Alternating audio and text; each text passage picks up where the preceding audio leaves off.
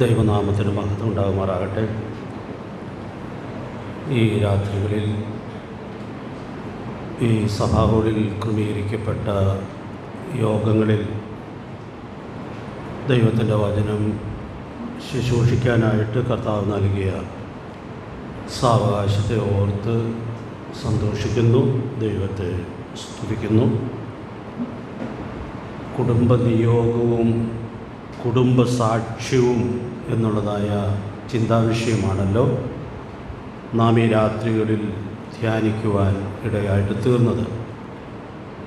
കഴിഞ്ഞ രാത്രിയിൽ സെഖര്യാവും എലിസബത്തും കുടുംബമായിട്ട് ദൈവത്തിൽ നിന്ന് പ്രാപിച്ചതായ സാക്ഷ്യത്തിൻ്റെ മഹത്വമായിരുന്നു നമ്മൾ ധ്യാനിക്കുവാൻ ഇടയായിട്ട് തീർന്നത്.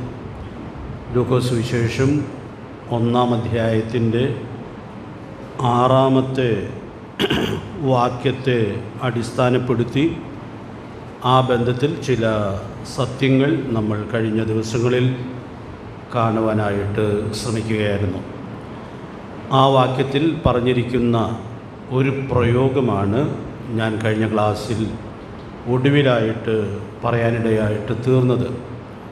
അവരിരുവരും ദൈവസന്നിധിയിൽ നീതിയുള്ളവരും കർത്താവിൻ്റെ സകല കൽപ്പനകളിലും ന്യായങ്ങളിലും കുറ്റമില്ലാത്തവരായി നടക്കുന്നവരുമായിരുന്നു എന്ന് നമ്മൾ വായിക്കുകയാണ്. അപ്പോൾ അതിലെ കൽപ്പനകളുടെ പ്രത്യേകത ഞാൻ ചുരുക്കമായി പറഞ്ഞായിരുന്നു. ഈ ന്യായങ്ങൾ എന്ന് പറയുന്നത് കൊണ്ട് എന്താണ് അർത്ഥമാക്കുന്നത് എന്നുള്ളത് ഞാൻ വിശദീകരിക്കുവാനായിട്ട് ശ്രമിക്കുകയായിരുന്നു.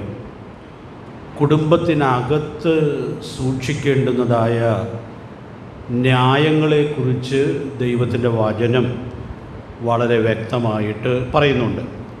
അതിലൊരു കാര്യം ഞാൻ പറഞ്ഞായിരുന്നു, അത് ഇന്നത്തെ രാവിലത്തെ ബൈബിൾ ക്ലാസ്സിന് ഓർപ്പിച്ചിരുന്നു. എഫേസ്യ ലേഖനം 6-ാം അധ്യായത്തിൻ്റെ 1-ാമത്തെ വാക്യത്തിൽ മക്കൾക്ക് നൽകുന്നതായ ഉപദേശം അത് കുടുംബത്തിനകത്ത് സൂക്ഷിക്കേണ്ടുന്ന ന്യായമാണ് എന്നുള്ളത് നമ്മൾ കാണുകയുണ്ടായി. മറ്റൊരു വേദഭാഗം നമ്മൾ കഴിഞ്ഞ രാത്രിയിൽ ചിന്തിച്ചായിരുന്നു.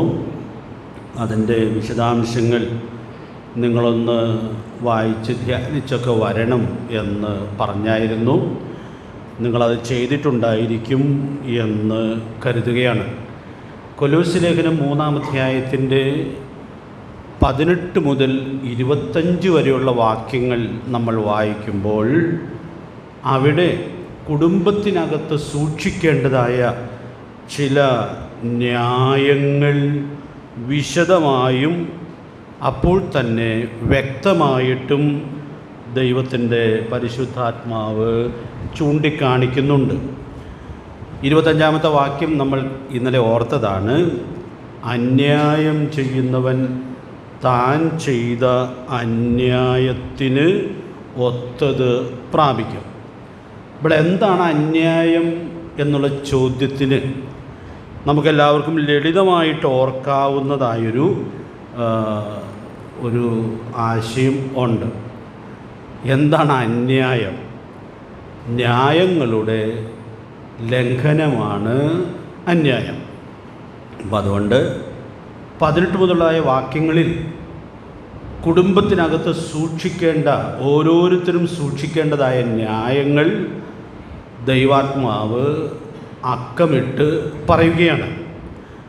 അപ്പോൾ അതൊക്കെ വിശദീകരിച്ച് വന്നിട്ട് ഇതിൻ്റെ ലംഘനം അന്യായമാണ് എന്നുള്ളതായ സത്യം അവിടെ ഓർപ്പിക്കുകയാണ്. ഞാനത് വിശദീകരിക്കാനായിട്ട് ശ്രമിക്കുന്നില്ല. 18-ാമത്തെ വാക്യത്തിൽ ഭാര്യ ഭർത്താവിന് കീഴടങ്ങി അനുസരിക്കണം എന്നുള്ളത് ദൈവം നൽകിയിട്ടുള്ളതായ ന്യായമാണ്. അപ്പോൾ ഒരു ഭാര്യ അനുസരിക്കാതെ വരുമ്പോൾ അന്യായം ചെയ്യുന്നു എന്നുള്ളത് വളരെ ഗൗരവമായി ഉൾക്കൊള്ളേണ്ടിയ ഒന്നാണ്. ഭർത്താവ് ഭാര്യയെ സ്നേഹിക്കണം, അവളോട് കയ്പായിരിക്കരുതെന്ന് 19-ാമത്തെ വാക്യത്തിൽ നമ്മൾ വായിക്കുന്നുണ്ട്. ഭാര്യമാരുടെ കയ്പ് സൂക്ഷിച്ചുകൊണ്ട് ജീവിക്കുന്ന എത്രയോ ആളുകളുണ്ട്. ചിലരുടെയൊക്കെ കയ്പ് ആഴ്ചകളും മാസങ്ങളും ചിലപ്പോൾ വർഷങ്ങളും ഒക്കെ പിന്നിടുവാൻ ഇടയായിട്ട് തീരുകയാണ്. അപ്പോൾ ഈ 25-ാമത്തെ വാക്യം നമ്മൾ ചേർത്ത് ചിന്തിക്കുമ്പോൾ നമ്മൾ അവിടെ നിന്നൊരു കാര്യം ഓർത്തായിരുന്നല്ലോ, നമ്മൾ ദൈവസന്നിധിയിലാണ് കുടുംബജീവിതം നയിക്കുന്നത്.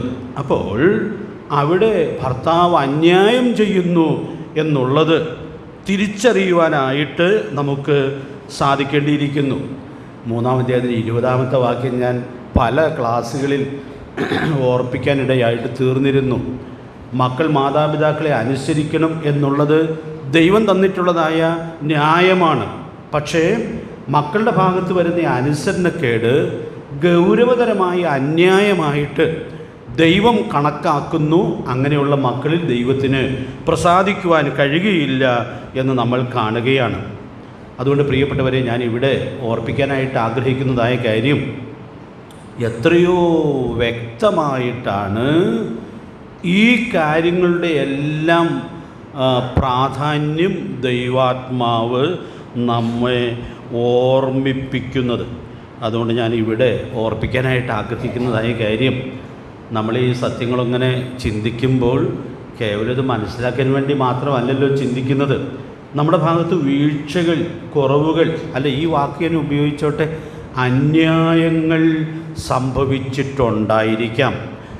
അതിൻ്റെ ഗൗരവം മനസ്സിലാക്കാനും അതിന് പരിഹാരം കണ്ടെത്തി നമ്മുടെ കുടുംബം പണിയാനുമുള്ളതായ വലിയ ഉത്തരവാദിത്വമുണ്ട് എന്നുള്ളത് ദൈവത്തിൻ്റെ പരിശുദ്ധാത്മാവ് ഇവിടെ ഓർപ്പിക്കുകയാണ്. ഞാൻ 2 പ്രായോഗിക നിർദ്ദേശങ്ങൾ പറഞ്ഞ് ആ ഭാഗത്ത് നിന്ന് മുൻപോട്ട് പോകാം എന്ന് കരുതുകയാണ്. അത് 2 വാചകങ്ങളിലായിട്ട് പറയാം. ഒരു ഭാര്യ അന്യായം ചെയ്യുമ്പോൾ ഭർത്താവിന് എങ്ങനെ സ്നേഹത്തോടെ അതിനോട് പ്രതികരിക്കുവാനായിട്ട് സാധിക്കും. ഈ ചെയ്യുന്ന അന്യായമാണെന്നൊക്കെ നമ്മൾ ഗൗരവമായി പറഞ്ഞതുകൊണ്ടോ ശാസിച്ചതുകൊണ്ടോ പ്രത്യേകിച്ചൊരു പ്രയോജനമുണ്ടാകും എന്ന് ഞാൻ കരുതുന്നില്ല. എന്നാൽ വളരെ നന്നായി ചെയ്യാവുന്നതായൊരു കാര്യമുണ്ട്. അന്യായം ചെയ്യുന്നവൻ താൻ ചെയ്ത അന്യായത്തിനൊത്തത് പ്രാപിക്കും.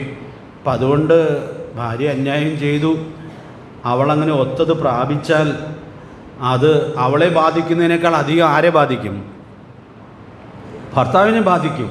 അപ്പം അതുകൊണ്ട് അങ്ങനെയുള്ളതായ സാഹചര്യത്തിൽ അവൾക്ക് വേണ്ടി പ്രാർത്ഥിക്കുവാനും അതിന് പരിഹാരം കണ്ടെത്തി മുമ്പോട്ട് പോകാനും ഉള്ളതായ ആ സ്നേഹത്തിൻ്റെ സമീപനം നമുക്ക് സൂക്ഷിക്കാനായിട്ട് സാധിക്കട്ടെ.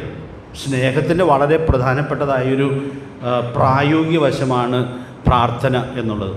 കർത്താവ് ഗിരിപ്രഭാഷണത്തിൽ പഠിപ്പിച്ചായിരുന്നല്ലോ, ഞാനോ നിങ്ങളോട് പറയും, നിങ്ങളുടെ ശത്രുക്കളെ സ്നേഹിപ്പിൻ. അടുത്ത വാചകം നിങ്ങൾ ആരെങ്കിലും ഓർക്കണ്ടോ?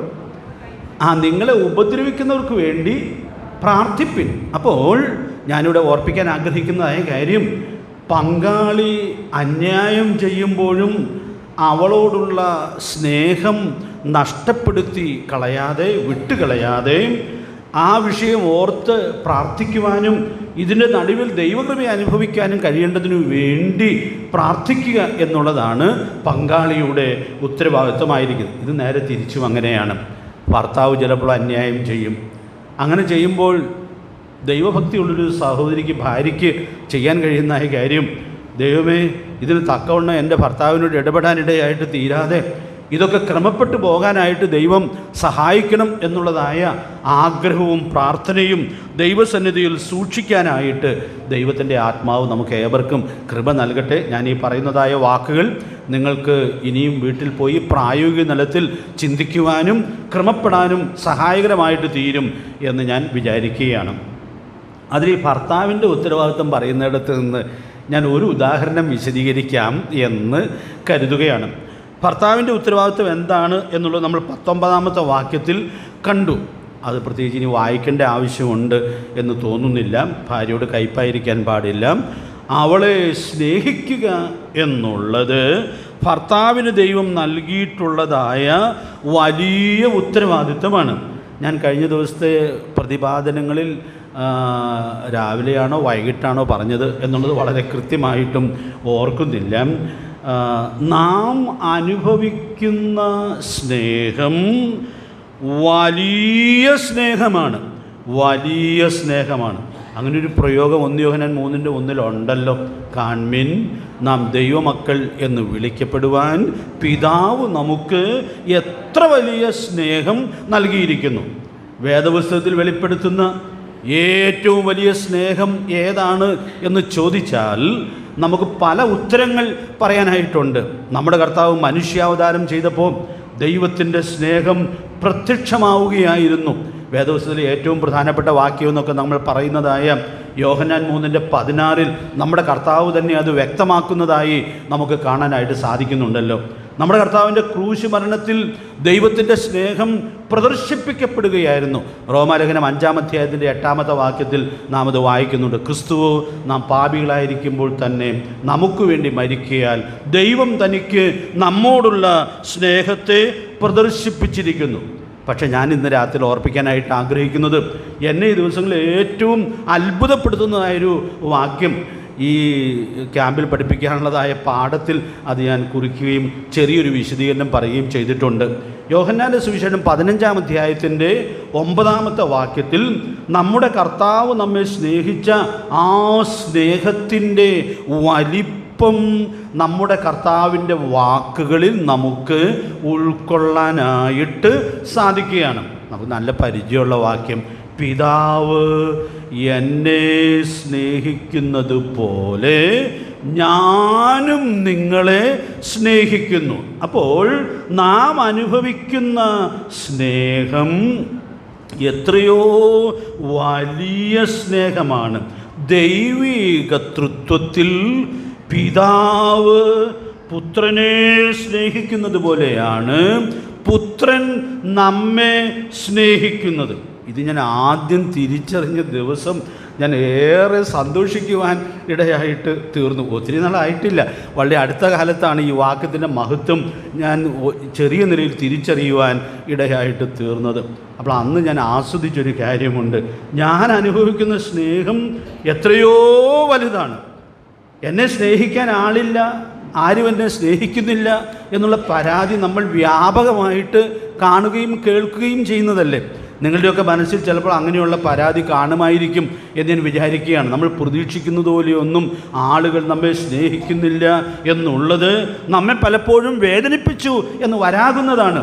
പക്ഷെ ഞാൻ ഇന്ന് രാത്രി ഓർപ്പിക്കുന്നു, ഈ സ്നേഹത്തിൻ്റെ വലിപ്പം ഒരു ദൈവ പൈതൽ തിരിച്ചറിയേണ്ടതുപോലെ തിരിച്ചറിയുവാൻ ഇടയായിട്ട് തീർന്നാൽ എല്ലാ പരാതിയും അവിടെ തീരും.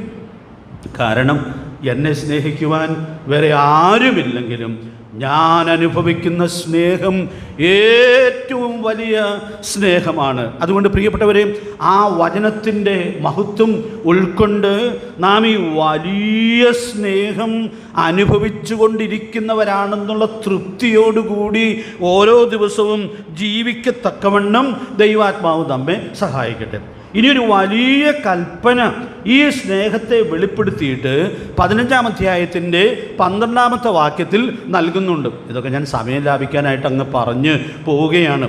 9-ാമത്തെ വാക്യത്തിൽ കർത്താവ് നമ്മെ സ്നേഹിച്ച ആ സ്നേഹത്തിൻ്റെ വലിപ്പം വെളിപ്പെടുത്തിയിട്ട് ഒരു വലിയ കൽപ്പന പറയുകയാണ്. യോഹന്നാൻ 13:34 അതിന് പുതിയ കൽപ്പന എന്നാണ് പറഞ്ഞിരിക്കുന്നത്. കൽപ്പന ഒന്ന് തന്നെയാണ്, ഞാൻ നിങ്ങളെ സ്നേഹിച്ചതുപോലെ നിങ്ങളും തമ്മിൽ സ്നേഹിക്കണം. അപ്പോൾ തമ്മിലുള്ള സ്നേഹം ആദ്യം തുടങ്ങേണ്ടത് വീട്ടിലല്ലേ?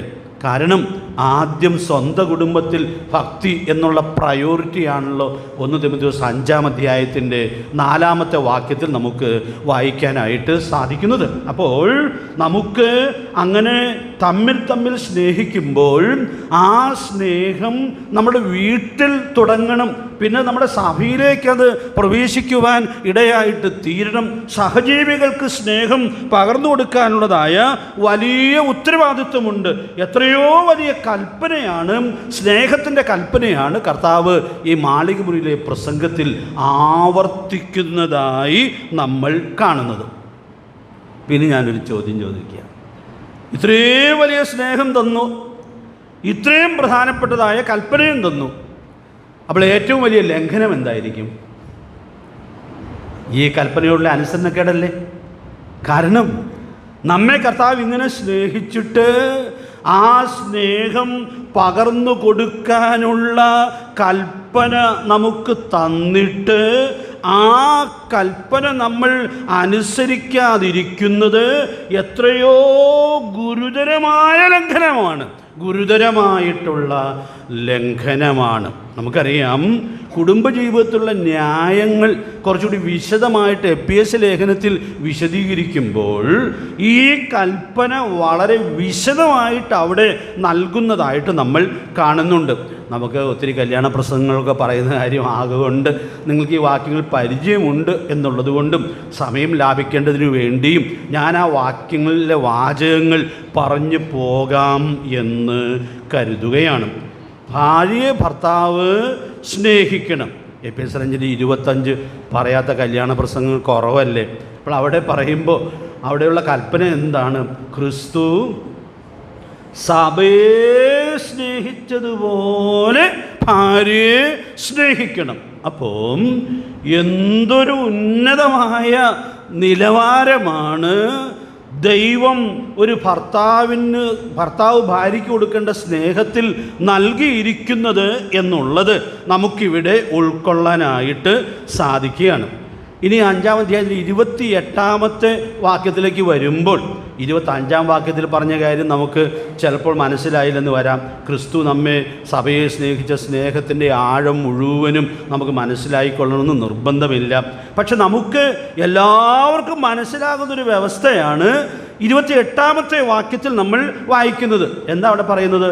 സ്വന്തം ശരീരങ്ങളെ പോലെ സ്നേഹിക്കണം എന്ന് പറഞ്ഞാൽ, പ്രിയപ്പെട്ടവരെ, ഭാര്യയ്ക്ക് കൊടുക്കാനായിട്ട് കർത്താവ് നൽകിയിട്ടുള്ള കൽപ്പന അതിൽ തന്നെ എത്രയോ പ്രധാനപ്പെട്ടതായ കാര്യമായിട്ട് ഇരിക്കുക. ഇനി എൻ്റെ 33-ാമത്തെ EPS 5:33 വാക്യത്തിലേക്ക് വരുമ്പോൾ അവിടെ വായിക്കുന്നത് ഭാര്യയെ തന്നെ പോലെ തന്നെ സ്നേഹിക്കണം. അപ്പോൾ ഈ 3 വാചകങ്ങൾ നമുക്ക് ആർക്കാണ് മനസ്സിലാകാത്തത്? നമുക്ക് എല്ലാവർക്കും മനസ്സിലാകും. അപ്പോൾ ഈ കൽപ്പന എത്രയോ പ്രാധാന്യത്തോടു കൂടി നൽകിയിരിക്കുന്നു എന്നുള്ളത് നമ്മൾ കാണുകയാണ്. അപ്പോൾ ഞാനിനി യോഹന്നാൻ 15:9 ഇങ്ങനെ പറയുക, എന്തിനാ കർത്താവ് നമ്മെ ഇത്രമാത്രം സ്നേഹിച്ചത്? ആ സ്നേഹം മറ്റുള്ളവർക്ക് പകർന്നു കൊടുക്കേണ്ടതിന് വേണ്ടിയാണ്. അതുകൊണ്ട് ഈ കൽപ്പനയോടുള്ള അനുസരണം സൂക്ഷിക്കുന്നവർക്ക് കർത്താവിൻ്റെ സ്നേഹത്തിൽ വസിക്കുവാനായിട്ട് കഴിയുകയുള്ളൂ. ഈ കൽപ്പനയുള്ള അനുസരണം സൂക്ഷിക്കുന്നതിൽ വളരെ മനോഹരമായൊരു മാതൃക യോഹന്നാൻ 15:10 വാക്യത്തിൽ നമ്മുടെ കർത്താവ് പറയുന്നുണ്ട്. ഈ 9-ാമത്തെ വാക്യത്തിൽ പിതാവിനെ സ്നേഹിക്കുന്നത് പോലെ ഞാനും നിങ്ങളെ സ്നേഹിക്കുന്നു എന്ന് പറഞ്ഞിട്ടൊരു കൽപ്പന കൊടുക്കുന്നുണ്ട്, എൻ്റെ സ്നേഹത്തിൽ വസിപ്പിൻ. എന്നിട്ട് കർത്താവ് പറയുകയാണ്, ഞാൻ എങ്ങനെയാണ് പിതാവിൻ്റെ സ്നേഹത്തിൽ വസിക്കുന്നത്? ഞാൻ എൻ്റെ പിതാവിൻ്റെ കൽപ്പനകൾ പ്രമാണിച്ച് അവൻ്റെ സ്നേഹത്തിൽ വസിക്കുന്നത് പോലെ നിങ്ങൾ എൻ്റെ കൽപ്പനകൾ പ്രമാണിച്ചാൽ എൻ്റെ സ്നേഹത്തിൽ വസിക്കും. അപ്പോൾ നാം കർത്താവിൻ്റെ കൽപ്പന, പ്രത്യേകിച്ച് സ്നേഹത്തിൻ്റെ കൽപ്പന അനുസരിക്കുക എന്നുള്ളത് എത്രയോ പ്രധാനപ്പെട്ടതായ കാര്യമാണ്. ഈ കാലത്ത് എല്ലാവർക്കും മനസ്സിലാവുമെന്ന് എനിക്കറിയാൻ പാടില്ല. ഇപ്പോൾ ഈ മണി ഓർഡറും ഒന്നും അങ്ങനെ പരിചയമുള്ള കാര്യം, എല്ലാവരും ഫോണിൽ നിന്ന് കാശ് അയക്കുന്ന കാലമല്ലേ. അപ്പോൾ അതുകൊണ്ട് മനസ്സിലാകുമെന്ന് അറിയാൻ പാടില്ല. എങ്കിലും ചിലർക്ക് മനസ്സിലാകുമായിരിക്കാം. മനസ്സിലാകുന്നവർ മനസ്സിലാകാത്ത പിള്ളേർക്ക് അത് പറഞ്ഞ് കൊടുത്താൽ മതി. ഒരു മണി ഓർഡർ എൻ്റെ പേരിൽ വന്നു. അപ്പോൾ ആ പോസ്റ്റ്മാനൊരു ഉത്തരവാദിത്വമുണ്ട്, എന്നെ അന്വേഷിച്ച് കണ്ടെത്തി അത് ഏൽപ്പിക്കണം. അപ്പോൾ ഈ പോസ്റ്റ്മാൻ അത് എന്നെ ഏൽപ്പിക്കുന്നില്ല എന്ന് വിചാരിക്കുക, അത് അന്യായമാണോ? നിങ്ങൾക്ക് ഉത്തരം പറയാൻ മൈക്കില്ലാത്തതുകൊണ്ട് പറയാൻ വിഷമമായിരിക്കും, ഇല്ലേ? അത് വലിയ അന്യായമാണ്. അവൻ്റെ ജോലി പോവാൻ അത് മതി. കാരണം അവനെ ഏൽപ്പിച്ചൊരു ഉത്തരവാദിത്വം അവൻ ലംഘിക്കുകയാണ്.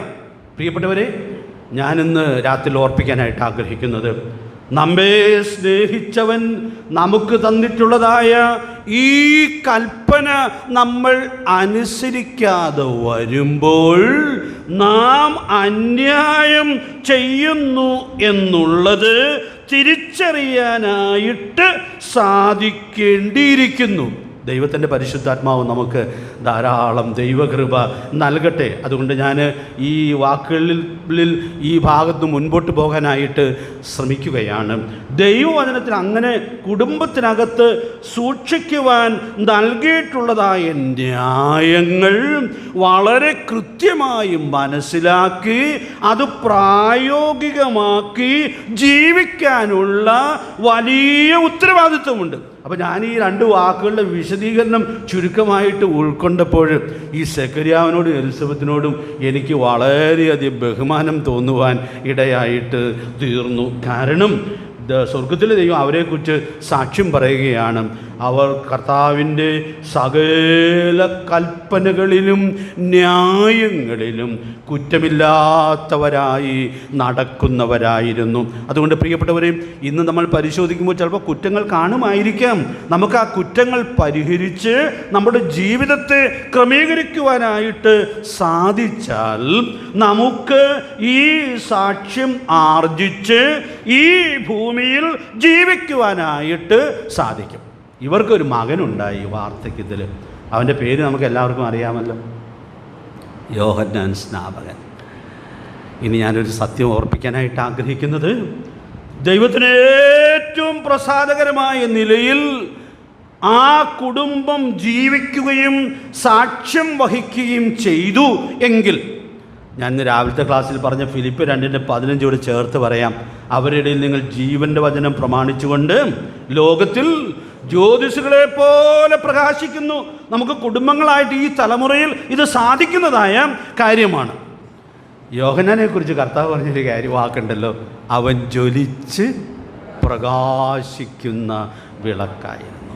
അതുകൊണ്ട് പ്രിയപ്പെട്ടവർ, രൂത്തിൻ്റെ പുസ്തകത്തിൽ നമ്മൾ ഓർത്തതുപോലെ ഒരമ്മ നന്നായാൽ അവൾ ജന്മം കൊടുക്കുന്ന മക്കൾ നന്നാകുമെന്നുള്ളത് രൂത്തിൻ്റെ പുസ്തകം 4-ാം അധ്യായത്തിൻ്റെ 15-ാമത്തെ വാക്യത്തിൽ വെളിപ്പെടുത്തപ്പെടുന്നതൊരു പ്രമാണമാണ്. നമുക്ക് കുടുംബങ്ങളായി നന്നായി ജീവിക്കുവാൻ സാധിച്ചാൽ, ദൈവത്തിന് പ്രസാദകരമായ നിലയിൽ സാക്ഷ്യം വഹിക്കുവാനായിട്ട് സാധിച്ചാൽ, നമ്മുടെ അടുത്ത തലമുറ നമ്മേക്കാൾ പ്രയോജനകരമായ നിലയിൽ കർത്താവിൻ്റെ മഹത്വത്തിനു വേണ്ടി നിൽക്കുവാൻ ഇടയായിട്ട് തീരും. ഹോശേയ 4:6 ഞാൻ പലവട്ടം പറഞ്ഞല്ലോ, നമ്മൾ ദൈവത്തിൻ്റെ പ്രമാണങ്ങളെ അവഗണിച്ചാൽ, മറന്നു കളഞ്ഞാൽ, ദൈവം നമ്മുടെ അടുത്ത തലമുറയെ മറന്നു കളയും. നാം ദൈവത്തിൻ്റെ പ്രമാണങ്ങളോട് കൃത്യതയും വിശ്വസ്തയും സൂക്ഷിച്ചാൽ, ദൈവം നമ്മുടെ അടുത്ത തലമുറയെ തൻ്റെ മഹത്വത്തിനു വേണ്ടി നിശ്ചയമായിട്ടും ഉപയോഗിക്കും. അതുകൊണ്ട് പ്രിയപ്പെട്ടവരെ, ഈ കുടുംബം നൽകുന്നതായ വലിയ പ്രചോദനം ഉൾക്കൊണ്ട് നമ്മുടെ ജീവിതത്തിൽ ക്രമപ്പെടേണ്ട മേഖലകളിൽ ക്രമപ്പെടേണ്ടതിന് സ്വർഗത്തിലെ ദൈവം നമ്മെ സഹായിക്കട്ടെ. ഇനി നമ്മൾ നേരത്തെ ചിന്തിച്ച ആവർത്തന പുസ്തകം 32:46 വാക്യത്തിൽ നിന്നും ലൂക്കോസ് 1:6 നിന്നും സമാനതയുള്ള 3 പ്രയോഗങ്ങൾ ഞാനൊന്ന് എടുത്ത് പറയണം എന്ന് ആഗ്രഹിക്കുകയാണ്. ഈ പഠനത്തിൻ്റെ 2ാം ഭാഗത്തിലേക്ക് ഞാൻ അവിടെ കടക്കാമെന്ന് കരുതുക. കടക്കാനേ പറ്റുകയുള്ളൂ, ബാക്കി കാര്യങ്ങൾ നിങ്ങൾക്ക് സ്വന്തമായിട്ട് വായിക്കാനും ധ്യാനിക്കാനും സാധിക്കും എന്ന് കരുതുകയാണ്. ആവർത്തനം 32:46 വാക്യം നമ്മൾ വായിക്കുമ്പോൾ 2 പ്രാവശ്യം ഈ സമാനതയുള്ള പ്രയോഗം ആ വാക്യത്തിൽ നമ്മൾ കാണുന്നുണ്ട്. വചനങ്ങളൊക്കെയും. പിന്നെ ആ വാക്യത്തിൽ പറയുന്ന മറ്റൊരു പ്രയോഗം സകല വചനങ്ങളും. അപ്പം നമുക്ക് ദൈവം തന്നിട്ടുള്ള എല്ലാ വചനങ്ങളും പ്രായോഗികമാക്കി ജീവിക്കാനായിട്ട് സാധിക്കണം. ഇപ്പോൾ നമ്മൾ ചിന്തിച്ചുകൊണ്ടിരുന്ന ലൂക്കോസ് 1:6 പറയുന്നത് സകല കൽപ്പനകളിലും ന്യായങ്ങളിലും. അപ്പോൾ ഈ 3 പ്രയോഗങ്ങൾ വളരെ പ്രധാനപ്പെട്ട ഒരു സത്യം നമ്മെ പഠിപ്പിക്കുകയാണ്. ഇപ്പോൾ ഞാൻ കുടുംബ ബന്ധത്തിൽ ഓർപ്പിക്കുന്നു എന്നുള്ളതുകൊണ്ട് അങ്ങനെ ഓർപ്പിക്കട്ടെ. കുടുംബ ബന്ധത്തിൽ തന്നിട്ടുള്ളതായ എല്ലാ വചനങ്ങളും ഉൾക്കൊണ്ട് പ്രായോഗികമാക്കി ജീവിക്കാനായിട്ട് സാധിക്കണം. കുറേ വർഷങ്ങൾക്ക് മുമ്പ് ഞാൻ കാസറ്റിലൊരു സന്ദേശം കേട്ടത് ഓർക്കുന്നു. ഇപ്പോൾ നിത്യതയിൽ വിശ്രമിക്കുന്ന ജോർജ് കുര്യൻ പറഞ്ഞൊരു പ്രസംഗത്തിൻ്റെ കാസറ്റാണ് കേൾക്കുവാനിടയായിട്ട് തീർന്നത്. അദ്ദേഹം അതിനൊരു ഇല്ലസ്ട്രേഷൻ പറയുന്നുണ്ട്. ഈ വയലിൻ്റെ വരമ്പുകളിലൊക്കെ ഇരിക്കുന്ന ഒരു പക്ഷിയെക്കുറിച്ച് അദ്ദേഹം പറയുന്നുണ്ട്. അപ്പോൾ അത് മത്സ്യം വരുമ്പോൾ ആ പക്ഷി അതിനെ കൊത്തി വിഴുങ്ങും. എന്നിട്ട് അദ്ദേഹം പറഞ്ഞ ഇല്ലസ്ട്രേഷൻ, പല വലിയ മത്സ്യങ്ങളുമൊക്കെ അതിൽ പോകും. അതിനെ ഈ പക്ഷി അങ്ങനെ മൈൻഡ് ചെയ്യാറില്ല. കാരണം അത് കൊത്തി വിഴുങ്ങാൻ പ്രയാസമാണ്. പക്ഷേ ഇതിന് കൊത്തി വിഴുങ്ങാവുന്ന മത്സ്യം വരുമ്പോൾ അത് കൊത്തി വിഴുങ്ങും. അതിലൂടെ അദ്ദേഹം ഒരു വലിയ കാര്യം കമ്മ്യൂണിക്കേറ്റ് ചെയ്തു. പല വിശ്വാസികളും ദൈവത്തിൻ്റെ വചനം കേൾക്കുമ്പോൾ തങ്ങൾക്ക് പറ്റാവുന്ന കാര്യങ്ങൾ എന്താണ് എന്നുള്ളത് വിലയിരുത്തും. അപ്പോൾ തങ്ങൾക്ക് പറ്റാവുന്ന കാര്യം വരുമ്പോൾ അത് അങ്ങ് സ്വീകരിക്കുവാൻ ഇടയായിത്തീരും. ചിലതൊക്കെ കേൾക്കുമ്പോൾ തോന്നും, ഇതൊന്നും നമ്മളെ കൊണ്ടൊന്നും നടപ്പാവുന്നതായ കാര്യമല്ല എന്ന് വിചാരിച്ച് നമ്മളതിൻ്റെ ആദ്യ കേൾവിയിൽ തന്നെ അത് നിഷേധിക്കുവാൻ, തള്ളിക്കളയുവാൻ ഇടയായിട്ട് തീരും. പ്രിയപ്പെട്ടവരെ, ഞാനിവിടെ ഓർപ്പിക്കാനായിട്ട് ആഗ്രഹിക്കുന്നത്, ദൈവത്തിൻ്റെ വചനത്തിൻ്റെ മുമ്പിൽ നമ്മൾ ഇരിക്കുമ്പോൾ നെഹെമ്യാവിൻ്റെ പുസ്തകത്തിൽ പറഞ്ഞല്ലോ ഒരു പ്രയോഗമുണ്ട്, ഒരു മനുഷ്യന് അനുസരിച്ച് ജീവിക്കാകുന്ന വചനം. അപ്പം അതുകൊണ്ട് നമുക്ക് തന്നിട്ടുള്ള വചനം, പ്രത്യേകിച്ച് കുടുംബജീവിതത്തിൽ നൽകിയിട്ടുള്ള പ്രമാണങ്ങൾ, അതനുസരിച്ച് വിജയകരമായി ജീവിക്കാൻ സാധിക്കുന്നതാണ്. അതിന് ഞാൻ വിശദീകരിക്കേണ്ട ആവശ്യമില്ലല്ലോ. ഈ കുടുംബം അതിൻ്റെ മനോഹരമായ സാക്ഷ്യമല്ലേ നൽകുന്നത്. അതിൻ്റെ സാക്ഷ്യം നൽകുന്ന എത്രയോ കുടുംബങ്ങളെ നമുക്ക് തിരുവെഴുത്തിൽ കാണുവാനായിട്ട് സാധിക്കുന്നുണ്ട്. അപ്പോൾ അതുകൊണ്ട് ഞാൻ ഓർപ്പിക്കാൻ ആഗ്രഹിക്കുന്നത്, ദൈവവചനത്തിലെ എല്ലാ കുടുംബ പ്രമാണങ്ങളും വചനങ്ങളൊക്കെയും സകല വചനങ്ങളും പ്രമാണിച്ച് ജീവിക്കാനുള്ള വലിയ ഉത്തരവാദിത്വം ഉണ്ട്.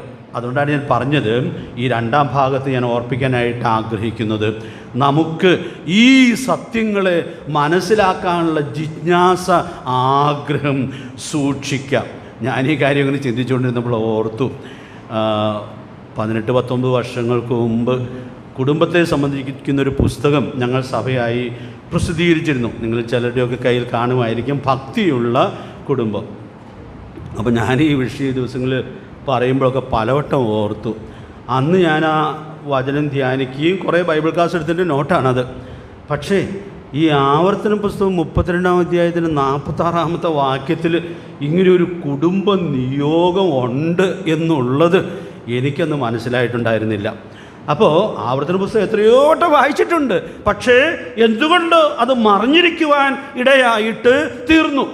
അതുകൊണ്ട് ഞാൻ വളരെ വിനയത്തോടെ ഈ ദിവസങ്ങളിൽ ഓർക്കുന്നൊരു കാര്യമുണ്ട്, കർത്താവേ, ഇനിയും മനസ്സിലാകാനുള്ളതായിട്ടുള്ള എന്തോരം കാര്യങ്ങൾ ഉണ്ടായിരിക്കാം. അതുകൊണ്ട് വളരെ തുറക്കപ്പെട്ട ഹൃദയത്തോടെ ഞങ്ങളുടെ കുടുംബജീവിതത്തിൽ ഇനിയും ഞങ്ങൾക്ക് മനസ്സിലാകാത്ത കാര്യങ്ങൾ, ഇനിയും ഞങ്ങൾക്ക് പ്രായോഗികമാക്കുവാൻ ഇതുവരെ കഴിയാത്ത കാര്യങ്ങൾ, ദൈവമേ ഇതിലുണ്ടെങ്കിൽ അത് മനസ്സിലാക്കി തരണമേ എന്നുള്ളതായ പ്രാർത്ഥനയോട് കൂടി എപ്പോഴും വചനത്തിനു മുമ്പിൽ ആയിരിക്കത്തക്കവണ്ണം ദൈവാത്മാവ് നമ്മെ സഹായിക്കട്ടെ. നിശ്ചയമായിട്ടും നമ്മളത് ആഗ്രഹിച്ചാൽ, പ്രാർത്ഥിച്ചാൽ, നമ്മുടെ കർത്താവ് ഈ സത്യങ്ങളെ വളരെ കൃത്യമായിട്ട് നമ്മെ പഠിപ്പിക്കുവാൻ ഇടയായിട്ട് തീരും. അതുകൊണ്ട് ദൈവത്തിൻ്റെ സകല വചനങ്ങളും അതുപോലെ ഉൾക്കൊണ്ട്, കഴിഞ്ഞ ദിവസം നമ്മൾ ചിന്തിച്ചതുപോലെ അത് മനസ്സിൽ സംഗ്രഹിച്ച് അത് പ്രായോഗികമാക്കി ജീവിച്ച് നമ്മുടെ അടുത്ത തലമുറയ്ക്കത് പകർന്നു കൊടുക്കത്തക്കവണ്ണം ദൈവാത്മാവ് നമുക്ക് ധാരാളം ദൈവകൃപ നൽകട്ടെ. ഞാൻ ഇനി ഇതിൽ ചില കുറിപ്പുകൾ ഉള്ള സമയം കൊണ്ട് പറഞ്ഞ് നിർത്താം എന്ന് ആഗ്രഹിക്കുകയാണ്. ദൈവം സ്ഥാപിച്ച കുടുംബത്തിൻ്റെ മഹത്വം നമ്മൾ ശരിയായിട്ട് അറിഞ്ഞു ജീവിക്കാനുള്ളതായ ഉത്തരവാദിത്വം ഉണ്ട്. ഈ അറിവില്ലായ്മ എന്ന് പറയുന്നത് വളരെ അപകടകരമായിട്ടുള്ളതായൊരു കാര്യമാണ്. ഒരു നിയമമുണ്ട്, പക്ഷേ ഞാൻ അറിഞ്ഞില്ലായിരുന്നു എന്ന് പറഞ്ഞാൽ നിയമലംഘനത്തിന് അത് ന്യായമായിട്ടൊരിക്കലും ഇരിക്കുകയില്ല. അപ്പം അതുകൊണ്ട് അതറിയാനുള്ളതായ കടപ്പാടുണ്ട്. ഈ ചിന്ത എൻ്റെ മനസ്സിൽ വന്നപ്പോൾ അപ്പോസ്തലനായ പൗലോസ് കൊരിന്ത്യർ ലേഖനത്തിൽ പറയുന്ന ചില വാക്യങ്ങൾ എൻ്റെ ഓർമ്മയിൽ വന്നു. 1 കൊരിന്ത്യർ 3-ാം അധ്യായത്തിൻ്റെ 16-ാമത്തെ വാക്യത്തിൽ അപ്പോസ്തലനായ പൗലോസ് പറയുന്നൊരു കാര്യമുണ്ട്. നാം ദൈവത്തിൻ്റെ മന്ദിരമാണ്, ദൈവത്തിൻ്റെ പരിശുദ്ധാത്മാവ് നിങ്ങളിൽ വസിക്കുന്നു എന്നും. അടുത്ത വാക്യങ്ങൾ ഓർക്കുന്നുണ്ട്. അറിയുന്നില്ലയോ? അപ്പോൾ എന്താ അങ്ങനെ പറയാൻ കാരണം?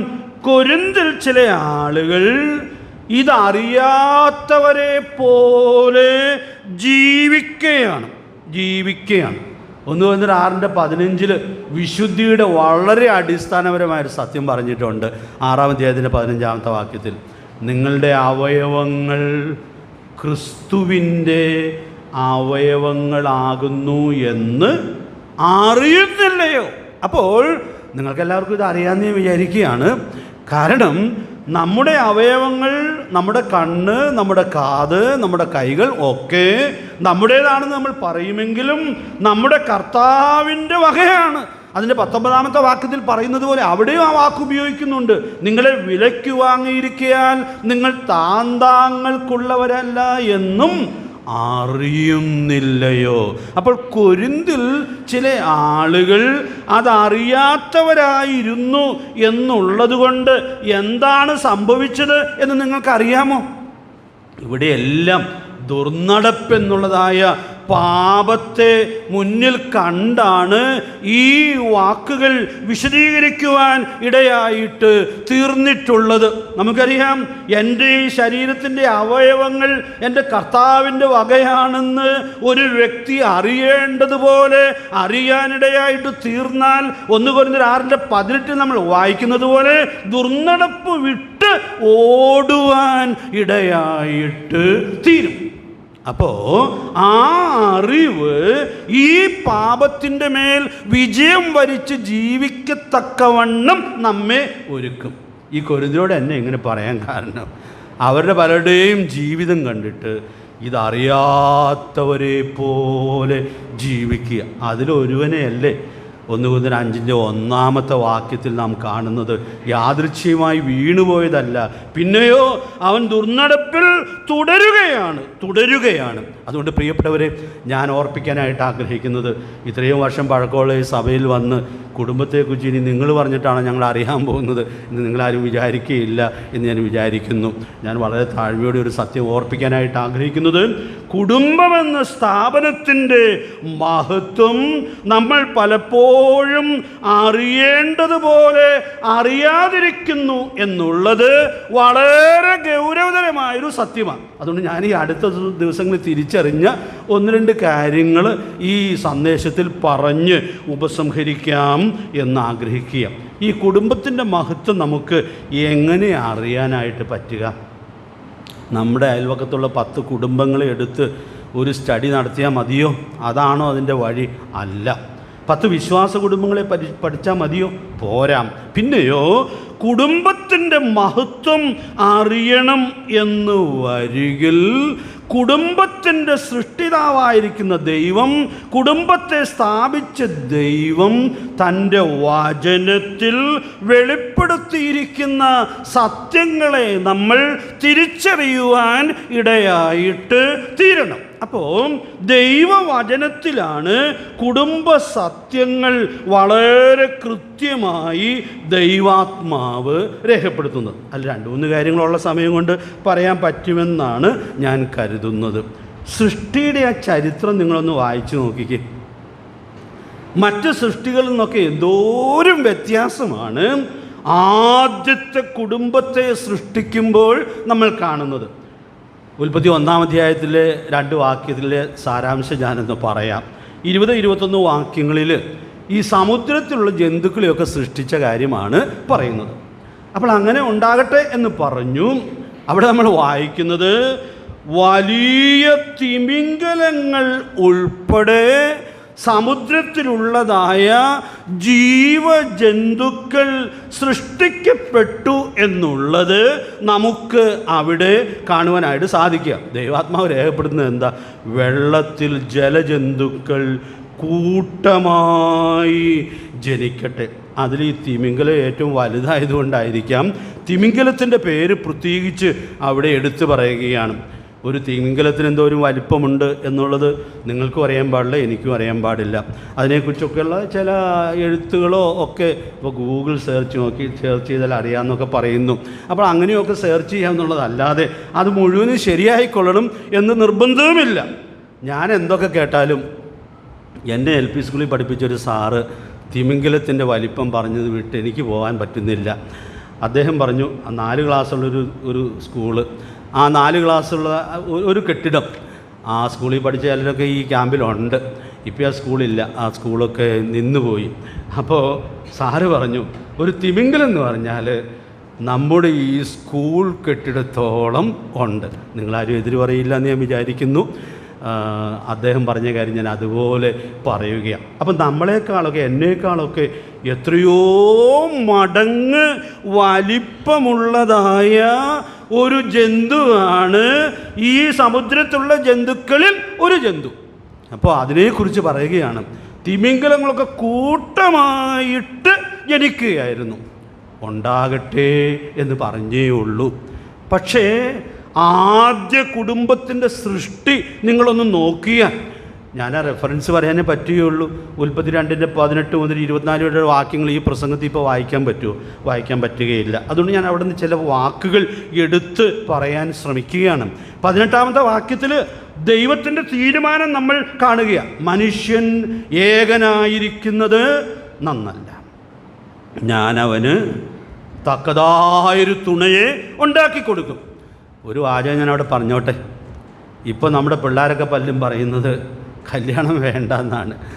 പ്രിയപ്പെട്ടവരെ, ഈ വാക്യം ഒരു പ്രാവശ്യം ഒന്ന് വായിച്ച് ധ്യാനിച്ചാൽ അങ്ങനെ പറയാൻ പറ്റുകയില്ല. കാരണം ദൈവത്തിൻ്റെ മനുഷ്യനെക്കുറിച്ചുള്ള പദ്ധതിയിൽ വളരെ പ്രധാനപ്പെട്ടൊരു കാര്യമാണിത്. പിന്നെ സാരമായ എല്ലാ കാരണങ്ങളും ഉണ്ടെങ്കിൽ കല്യാണം കഴിക്കണ്ട. അല്ലെങ്കിൽ നിങ്ങൾ സാധാരണ ഒരു മനുഷ്യനാണെങ്കിൽ വിവാഹം കഴിച്ച് ജീവിക്കുന്നതാണ് ദൈവത്തിൻ്റെ പദ്ധതി. വിവാഹം കഴിക്കാനുള്ള പല പിള്ളേർ ഈ കൂട്ടത്തിലുള്ളതുകൊണ്ട് ഞാൻ സാന്ദർഭികമായിട്ടൊന്ന് ഓർപ്പിച്ചു എന്ന് മാത്രമേ ഉള്ളൂ. ഇനി 21-22 വാക്യങ്ങൾ നോക്കിയാൽ ആ സൃഷ്ടിയുടെ പ്രൊസീജിയർ നമ്മൾ കാണുകയാണ്. ആദാമിനൊരു ഗാഠനിദ്ര വരുത്തി, അവൻ്റെ വാരിയെല്ലുകളിൽ ഒന്ന് എടുത്തു, മാംസം പിടിപ്പിച്ചു, അതിനെ ഒരു സ്ത്രീയാക്കി, അവളെ ആദാമിൻ്റെ അടുക്കൽ കൊണ്ടുവന്നു. 7 സ്റ്റെപ്പുണ്ട് കേട്ടോ. ഒടുവിലത്തെ സ്റ്റെപ്പ് 18-ാം വാക്യത്തിലാണ്. അവളെ ആദാമിന് കൊടുത്തു. അപ്പോൾ ആദ്യ കുടുംബം സ്ഥാപിക്കപ്പെടുമ്പോൾ എന്തോരു ബദ്ധപ്പാടാണ് സൃഷ്ടിതാവിൻ്റെ ഭാഗത്ത് നിന്ന് കാണുന്നത്. ഇത് ബദ്ധപ്പാടാണോ എന്നൊന്നും എനിക്കറിയാൻ പാടില്ല. പക്ഷേ ആ 1-ാം അധ്യായത്തിൽ വായിച്ച സൃഷ്ടി വിവരണത്തിൽ നിന്ന് എത്രയോ വ്യത്യസ്തമാണിത്. ഇതിന് എത്ര ദിവസം എടുത്തു എന്നുള്ളതും എനിക്കറിയാൻ പാടില്ല, നമുക്ക് ആർക്കും അറിയാൻ പാടില്ല. പക്ഷെ ഞാനൊരു സത്യം ഓർപ്പിക്കട്ടെ. ഒരു പുരുഷന് ഇന്ന് വിശുദ്ധ വിവാഹത്തിൽ ദൈവം ഒരു പെൺകുട്ടിയെ നൽകാൻ ഇടയായിട്ട് തീരുമ്പോൾ 20-25 വർഷങ്ങളുമൊക്കെ ആ വീട്ടുകാരും അവൾ ഉൾപ്പെട്ട് നിൽക്കുന്ന സഭക്കാരുമൊക്കെ എന്തോരു ബദ്ധപ്പാടുകൾ കഴിച്ചാണ് അങ്ങനെ ഒരാളെ ഒരുക്കി കൊടുക്കുവാൻ ഇടയായിട്ട് തീരുന്നത്. അപ്പോൾ പ്രിയപ്പെട്ടവരെ, ഞാനിവിടെ പറയാനായിട്ട് ശ്രമിക്കുന്നതായ കാര്യം, വിശുദ്ധ വിവാഹമെന്നുള്ളത് എത്രയോ ശ്രേഷ്ഠമാണ്. ദൈവിക പദ്ധതിയിൽ അതെത്ര ഉന്നതമായിരിക്കുന്നു എന്നുള്ളത് കാണുകയാണ്. ഞാൻ കല്യാണം കഴിഞ്ഞ കാലത്തൊന്നും ഇതൊന്നും എനിക്ക് അങ്ങനെ മനസ്സിലായിട്ടുണ്ടായിരുന്നില്ല. എൻ്റെ ഭാര്യയുടെ മാതാപിതാക്കളൊക്കെ ഭരിച്ചതിന് ശേഷമാണ് ഇത് ഇപ്പം ഞാൻ പറഞ്ഞ കാര്യങ്ങളൊക്കെ ഒന്ന് തിരിച്ചറിയാൻ ഇടയായിട്ട് തീർന്നത്. ഞാൻ ചിലപ്പോൾ ഓർക്കാറുണ്ട്, ഇത് നേരത്തെ അറിയാമായിരുന്നെങ്കിൽ അവളെ വളർത്തിക്കൊക്കെ തന്ന മാതാപിതാക്കളോട് എത്രയോ അധികം സ്നേഹത്തോടെ, ബഹുമാനത്തോടെ, നന്ദിയോടെ ഒക്കെ പെരുമാറാനായിട്ട് സാധിക്കുമായിരുന്നു.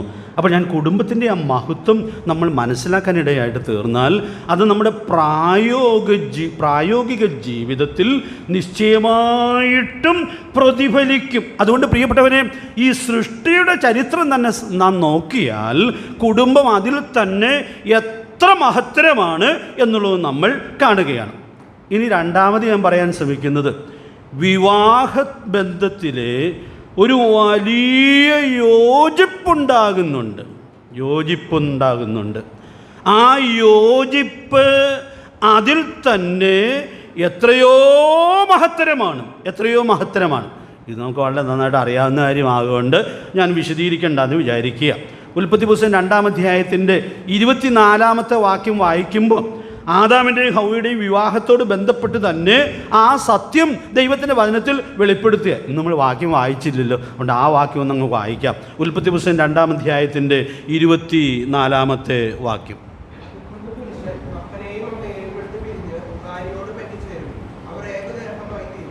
അപ്പോൾ അവിടെ വായിക്കുന്ന പ്രയോഗം നിങ്ങൾ ശ്രദ്ധിച്ചോ? അവിടെ ആദ്യ കുടുംബം രൂപപ്പെടുമ്പോൾ തന്നെ കുടുംബം വിവാഹത്താൽ സാധിപ്പിക്കപ്പെടുന്ന വലിയ കാര്യം ദൈവാത്മാവ് രേഖപ്പെടുത്തുകയാണ്. ഞാനിപ്പോൾ അവിടെ നിന്ന് ഒരു വാചകം എടുത്തു പറയുകയാണ്, അവർ ഏകദേഹമായി തീരും. അപ്പോൾ വിശുദ്ധ വിവാഹം അതിൽ തന്നെ എത്രയോ മഹത്തരമാണെന്നുള്ളത് വ്യക്തമാക്കുക. ഇതെന്തുകൊണ്ട് സാധിക്കുന്നുള്ളതിൻ്റെ ഉത്തരം നമ്മുടെ കർത്താവ് പറഞ്ഞിട്ടുണ്ട്. ഈ യോജിപ്പ് ആര് യോജിപ്പിക്കുന്നതാണ്? ദൈവം യോജിപ്പിക്കുന്നതാണ്. എഫേസ്യർ 5:21 പറയുന്നുണ്ടല്ലോ, ഭർത്താവ് ഭാര്യയ്ക്ക് തലയാകുന്നു. അപ്പോൾ എൻ്റെ ഈ തലയും ശരീരവും തമ്മിൽ യോജിപ്പിച്ചത് സൃഷ്ടിതാവായ ദൈവമാണ്. അതുകൊണ്ടാണ് ഇത്ര ഭംഗിയായിട്ടത് ഇരിക്കുന്നത്. വേറെ പല സന്ധികളും വേണമെങ്കിൽ വേർപിരിക്കാം. അത്യാവശ്യം ചില രോഗങ്ങളിൽ ആളെ രക്ഷിക്കേണ്ടതിന് വേണ്ടി ചിലപ്പോൾ കൈ മുറിക്കുകയോ കാല് മുറിക്കുകയോ ഒക്കെ ചെയ്ത് ജീവൻ രക്ഷിക്കാറുണ്ട്. ഇത് മുറിച്ച് ആരെയും രക്ഷിക്കാൻ പറ്റൂല്ലല്ലോ. പ്രിയപ്പെട്ടവരെ, ഞാൻ ഓർപ്പിക്കാനായിട്ട് ആഗ്രഹിക്കുന്ന കാര്യം, ഭാര്യാഭർത്തൃബന്ധം എത്രയോ ശ്രേഷ്ഠമാണ് എന്നുള്ളത് ആദ്യ ചരിത്രത്തിൽ തന്നെ നമ്മൾ കൃത്യമായിട്ടും കാണുകയാണ്. ഇനി മത്തായി സുവിശേഷം 19-ാം അധ്യായത്തിലേക്ക് വരുമ്പോൾ 3 മുതൽ 6 വരെയുള്ള വാക്യങ്ങൾ, അതെന്തിനാണ് വായിക്കണേ? നമ്മുടെ വിവാഹങ്ങളിലൊക്കെ മിക്കവാറും വായിച്ച് കേൾപ്പിക്കുന്ന വാക്യമല്ലേ. 3-ാമത്തെ വാക്യത്തിലൊരു ചോദ്യമാണ്, ഏത് കാരണം ചൊല്ലിയും ഭാര്യയെ ഉപേക്ഷിക്കാമോ? അതാണ് ചോദ്യം. അതിൻ്റെ ഉത്തരം കർത്താവ് 6-ാമത്തെ വാക്യത്തിൽ കൃത്യമായി പറയുന്നുണ്ട്. അതല്ലേ നമ്മൾ പിള്ളേരെ വായിച്ച് കേൾപ്പിച്ചിട്ട് അവരെ കൊണ്ട് ആമേൻ പറയിപ്പിക്കുന്ന ആ വാക്യം. ആകയാൽ ദൈവം യോജിപ്പിച്ചതിനെ മനുഷ്യൻ വേർപിരിക്കരുത്. അപ്പോൾ ആ ഉത്തരം പറയുമ്പോൾ അതങ്ങ് പറഞ്ഞാൽ പോരായിരുന്നു, അത് പറഞ്ഞാൽ മതിയായിരുന്നു. പക്ഷെ നമ്മുടെ കർത്താവ് 4-5 വാക്യങ്ങളിൽ ചില കാതലായ സത്യങ്ങൾ പറഞ്ഞിട്ടാണിത് പറയുന്നത്. കാരണം കർത്താവ് അവരോട് ചോദിക്കുകയാണ്, നിങ്ങൾ ഈ വചനം വായിച്ചിട്ടില്ലേ എന്ന് ചോദിച്ചിട്ട് 4-5 വാക്യങ്ങളിൽ ചോദിച്ചിട്ട് കർത്താവ് എടുത്തു പറയുന്നതായ വാക്യം നമ്മൾ ആദ്യം വായിച്ച ഉൽപ്പത്തി പുസ്തകം 2-ാം അധ്യായത്തിൻ്റെ 24-ാമത്തെ വാക്യത്തിൽ നിന്നാണ് പറയുന്നത്. അപ്പോൾ അവിടെ കർത്താവ് പറയുന്നതായ കാര്യം, ഇരുവരും ഒരു ദേഹമായിട്ട് തീരും. 5-ാം വാക്യം. ഇനി 6-ാം വാക്യത്തിൽ വരുമ്പോൾ നമ്മുടെ കർത്താവ് അത് ഒന്നുകൂടി ആവർത്തിക്കുകയാണ്. അവർ മേലാൽ 2 അല്ല, ഒരു ദേഹമത്രേ. അപ്പോൾ നമ്മുടെ കർത്താവ് ഈ ചോദ്യത്തിൻ്റെ ഉത്തരം പറയുമ്പോൾ ദൈവത്തിൻ്റെ വചനത്തിൽ നിന്ന് എഴുതപ്പെട്ട തിരുവെഴുത്തുദ്ധരിച്ച് ഇത് നിങ്ങൾ വായിച്ചിട്ടില്ലയോ എന്ന് ചോദിച്ചാണ് ഉത്തരം പറയുന്നത്.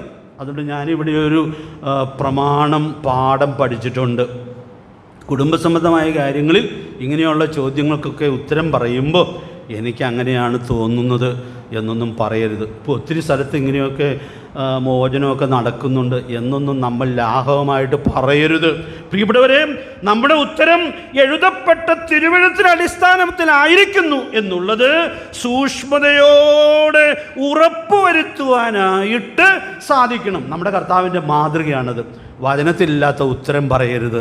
അതുകൊണ്ട് നമുക്ക് നമ്മുടെ കർത്താവിൻ്റെ മനോഹരമായ മാതൃക ഈ വിഷയത്തിലും പിൻപറ്റത്തക്കവണ്ണം ദൈവാത്മാവ് നമ്മെ സഹായിക്കട്ടെ. എനിക്ക് ഭയങ്കര അത്ഭുതമുള്ളൊരു കാര്യമുണ്ട്. ഇവിടെ കർത്താവ് പറഞ്ഞ ഈ പ്രമാണം ആദ്യ ഭർത്താവായ ആദാമിന് വളരെ നന്നായിട്ട് മനസ്സിലായി. 2-ാം അധ്യായത്തിൻ്റെ 21-ാമത്തെ വാക്യത്തിൽ ആദാം പറയുന്നതായ വാക്ക് നമ്മൾ പലപ്പോഴും ഓർക്കാറുണ്ടല്ലോ. ഇതിപ്പോൾ എൻ്റെ അസ്ഥിയിൽ നിന്ന് അസ്ഥിയും എൻ്റെ മാംസത്തിൽ നിന്ന് മാംസവും ആകുന്നു എന്ന് പറഞ്ഞാൽ എന്താ അതിൻ്റെ അർത്ഥം? ഞങ്ങൾ രണ്ടുപേരും ഒന്നാണെന്ന് ആദ്യ ഭർത്താവ് തുടക്കത്തിൽ തന്നെ സാക്ഷിക്കുകയാണ്. ഇന്ന് ഒത്തിരി ഭർത്താക്കന്മാർക്ക് ഇന്നും അറിയാൻ പാടില്ലാത്തൊരു കാര്യമാണത്. അതുകൊണ്ട് ഞാൻ ഓർപ്പിക്കാൻ ആഗ്രഹിക്കുന്നത്, വിശുദ്ധ വിവാഹത്തിൽ ദൈവം 2 വ്യക്തികളെ യോജിപ്പിച്ച് ഒന്നാക്കി തീർക്കുന്നു എന്നുള്ളതാണ് വിവാഹത്തിൻ്റെ മഹത്വം. ഇതൊരാൾ മനസ്സിലാക്കിയാൽ ഈ ചോദ്യം ചോദിക്കുകയോ, ഏത് കാരണം ചൊല്ലിയും ഭാര്യയെ ഉപേക്ഷിക്കാമോ? പ്രിയപ്പെട്ടവരെ, ഈ ചോദ്യം വ്യാപകമായിട്ടൊന്ന് ദൈവജനത്തിന് നടുവിൽ ഉയരുന്നുണ്ടെങ്കിൽ ഈ അടിസ്ഥാനപരമായ സത്യം തിരിച്ചറിയുന്നതിൽ നമ്മൾ തോറ്റുപോകുവാൻ ഇടയായിട്ട് തീർന്നിട്ടുണ്ട്. അപ്പം ഞാൻ ആദ്യം പറഞ്ഞതായ കൽപ്പന ഈ ഉൾക്കാഴ്ചയുള്ളവർക്ക് ഒരു അതിശയമായിട്ട് തോന്നുകയില്ല. സ്വന്തം ശരീരത്തെ പോലെ സ്നേഹിക്കണം എന്ന് വചനത്തിൽ കൽപ്പിക്കുന്നത് വളരെ സാധാരണയായിട്ടേ തോന്നുകയുള്ളൂ. കാരണം ഒരു ദേഹമാക്കി ദൈവം വിവാഹത്തിൽ തീർക്കുന്നു എന്നുള്ളത് നാം ഇവിടെ കാണുകയാണ്. എൻ്റെ വീട്ടിൽ ഒത്തിരി കേട്ട് പഴകിയിട്ടുള്ളൊരു വാചകം ഞാൻ എന്തുകൊണ്ടോ വചനം ധ്യാനിക്കുമ്പോൾ ഇന്ന് ഓർക്കാനിടയായിട്ട് തീർന്നു. എൻ്റെ അപ്പച്ചൻ മരിച്ചിട്ട് 38 വർഷമായി കേട്ടോ. പക്ഷേ ഇടയ്ക്കിടയ്ക്ക് ഇങ്ങനെ പറയുമായിരുന്നു. കല്യാണം നടത്തിയ അച്ഛൻ, ഓർത്തഡോക്സ് പള്ളിയിലെ അച്ഛനാണ് കല്യാണം നടത്തിയത്. അപ്പോൾ കല്യാണം നടത്തിയ അച്ഛൻ അന്ന് പറഞ്ഞിട്ടുണ്ടായിരുന്നു, നീ ഉണ്ടില്ലെങ്കിലും അവിടെ ഊട്ടണം. അപ്പോൾ അത് അന്ന് അച്ഛൻ പറഞ്ഞതാണ് എന്നുള്ളത് ഇടയ്ക്കിടയ്ക്ക് വീട്ടിൽ പറയും. അപ്പോൾ ആ വാചകം ഒരു വചനം പോലെ എൻ്റെ മനസ്സിൽ പതിയാനിടയായിട്ട് തീർന്നിട്ടുണ്ട്. അതങ്ങനെ പറയാറുണ്ടെന്ന് മാത്രമല്ല, അതിൻ്റെ പ്രായോഗികതയും ഞാൻ കണ്ടിട്ടുണ്ട്.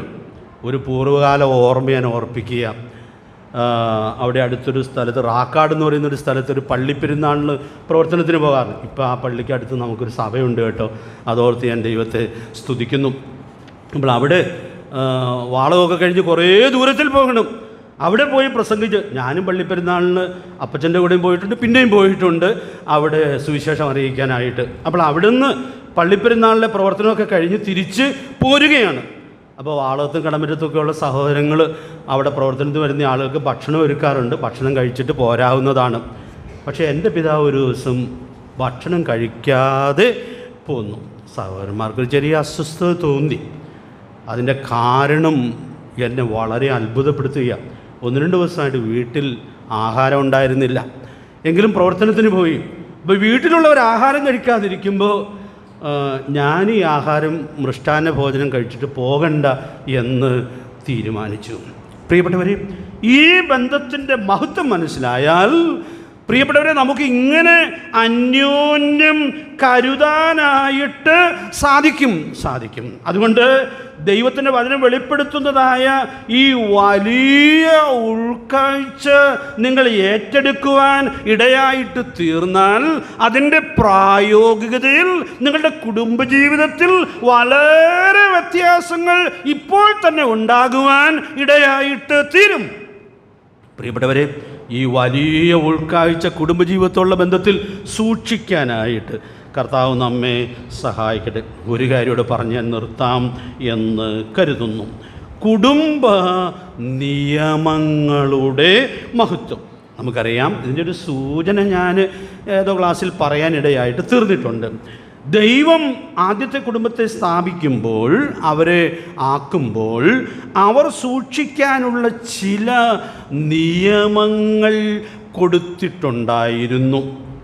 ആദാമിൻ്റെയും ഹവ്വയുടെയും വിവാഹത്തെ ഏദൻ പൂങ്കാവനത്തിലെ കല്യാണം നോക്കിയല്ലേ നമ്മൾ പറയുന്നത്. നമ്മുടെ വിവാഹവേദിയിൽ ആ വാക്ക് എത്രയോ പരിചയമുള്ള വാക്കാണ്. ഏദൻ പൂങ്കാവനത്തിലെ കല്യാണം, ദൈവം നടത്തിയ വിവാഹം, അത് എത്രയോ ശ്രേഷ്ഠമേറിയ ഒന്നാണ്. ഏതോ ക്ലാസ്സിൽ ഞാൻ പറഞ്ഞായിരുന്നു, ഹോശേയ 6:7 വാക്യം നമ്മൾ വായിക്കുമ്പോൾ 3000 വർഷങ്ങൾക്ക് ശേഷം പ്രവാചകൻ ജനത്തോട് സംസാരിക്കുമ്പോൾ ആദാമിനെ കുറിച്ച് പറയുകയാണ്. ആദാമിനെ കുറിച്ച് പറയുന്നത് എന്താണ്? അവർ ആദാമെന്ന പോലെ എൻ്റെ നിയമം ലംഘിച്ചു. അതുകൊണ്ട് പ്രിയപ്പെട്ടവരെ, ഞാൻ ഇന്ന് രാത്രി ഓർപ്പിക്കുക, നിങ്ങൾ എത്ര നന്നായി കല്യാണം കഴിച്ച ആളുകളാണ് എന്നിരിക്കലും നിങ്ങൾക്ക് നന്നായി പോകാൻ സാധ്യതയുണ്ട്. പക്ഷേ ദൈവം കുടുംബജീവിതത്തിൽ സൂക്ഷിക്കാനായിട്ട് തന്നിട്ടുള്ള നിയമങ്ങൾ സൂക്ഷിക്കുന്നു എന്ന് വരികിൽ മാത്രമേ വിജയകരമായ കുടുംബജീവിതം സാധിക്കുകയുള്ളൂ. നമ്മുടെ ആത്മീയതയിലെ ആദ്യത്തെ പാട്ടിലെ ഒരു ലൈൻ പാടാൻ സമയമില്ലാത്തതുകൊണ്ട് ഞാൻ പാടുന്നില്ല. തൻ നിയമങ്ങളെ കാത്തിടുന്നവർക്കും തന്നെ ദാസർക്കും താൻ ദയ കാക്കും. അതുകൊണ്ട് പ്രിയപ്പെട്ടവരെ, നമുക്ക് ദൈവം കുടുംബജീവിതത്തിൽ തന്നിട്ടുള്ള ധാരാളം നിയമങ്ങളുണ്ട്, ധാരാളം കൽപ്പനകളുണ്ട്, ന്യായങ്ങളുണ്ട്.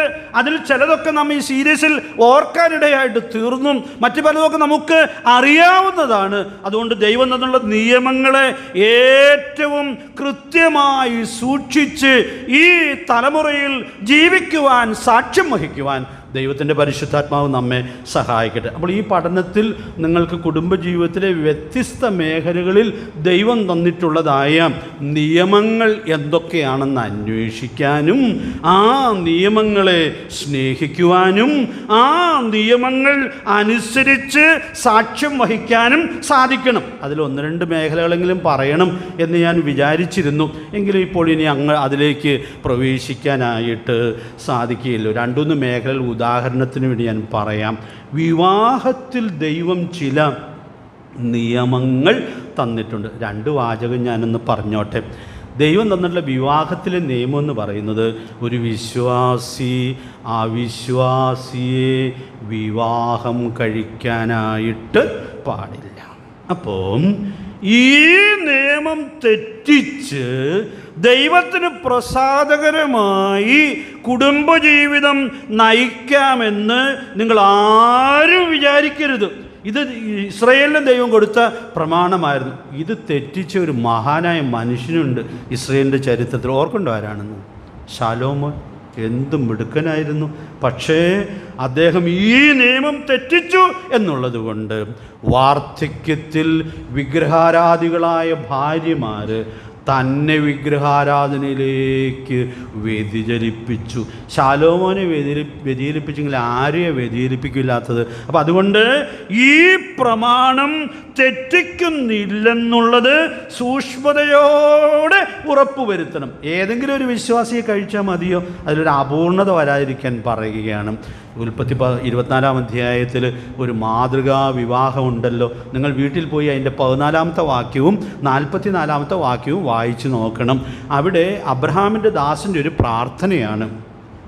ഇസ്ഹാക്കിന് വേണ്ടി ഒരു പെൺകുട്ടിയെ അന്വേഷിച്ച് പോകുമ്പോൾ അവിടെ ആവർത്തിക്കുന്നൊരു പ്രയോഗമുണ്ട്. അവൾ എൻ്റെ യജമാനൻ്റെ മകന് നിയമിച്ചവൾ ആയിരിക്കട്ടെ. അപ്പോൾ അവിടെ ആ അധ്യായത്തിൽ 2 പ്രാവശ്യം ആ വാക്ക് പറയുക. അപ്പം ഞാൻ ഓർപ്പിക്കട്ടെ, ദൈവഹിതപ്രകാരമുള്ള വിവാഹം എന്ന് പറഞ്ഞാൽ ദൈവം ഒരു വ്യക്തിക്ക് വേണ്ടി നിയമിച്ചിരിക്കുന്ന ആളെ കണ്ടെത്തി വിവാഹം കഴിക്കാനായിട്ട് സാധിക്കണം. അത് നിങ്ങൾ എത്ര അന്വേഷിച്ചാലും അങ്ങനെ ദൈവം നിയമിച്ചയാളെ അന്വേഷണത്തിൻ്റെ വഴിയിൽ കണ്ടെത്താനായിട്ട് കഴിയുകയില്ല. ഏത് മാട്രിമോണിയൽ സൈറ്റിൽ പോയാലും ദൈവം നിയമിച്ചയാളെ കണ്ടെത്താൻ പ്രയാസമായിരിക്കും. പക്ഷേ ദൈവം നിയമിച്ചയാളെ കണ്ടെത്താൻ ഒരു വഴിയുണ്ട്. കാരണം അത് പ്രാർത്ഥനയുടെ വഴിയാണ്. പ്രിയപ്പെട്ടവരെ, നിയമിച്ച വ്യക്തിയോട് എനിക്ക് അത് മാത്രം മതി എന്ന് പറയാനും പ്രാർത്ഥിക്കാനും ഇടയായിട്ട് തീർന്നാൽ ഈ വിഷയത്തിൽ ദൈവം തൻ്റെ ഹിതം കൃത്യമായിട്ട് വെളിപ്പെടുത്തുവാൻ ഇടയായിട്ട് തീരും. ഇത് ചെറിയ കാര്യമല്ല. ഞാൻ പലവട്ടം പറഞ്ഞായിരുന്നു, മക്കളുടെ വിവാഹത്തിൽ മാതാപിതാക്കൾക്കാണ് ഉത്തരവാദിത്വം. അതുകൊണ്ട് മക്കൾ പ്രാർത്ഥിക്കുന്നതിനേക്കാൾ സീരിയസ് ആയിട്ട് ഈ കാര്യം പ്രാർത്ഥിക്കേണ്ടത് മാതാപിതാക്കളാണ്.